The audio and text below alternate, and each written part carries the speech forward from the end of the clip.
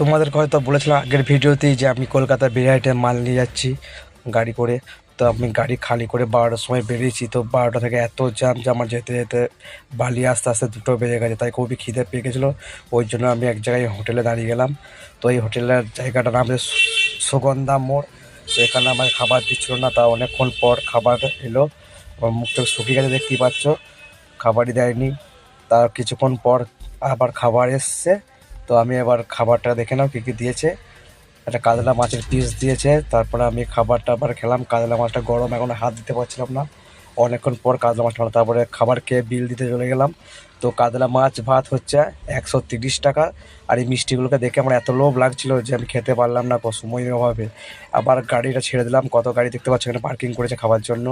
তারপর গাড়ি ছেড়ে দিয়ে চলে গেলাম আমি রাজারহাট, ব্যান্ডেল রাজারহাটে গাড়ি লোড হবে।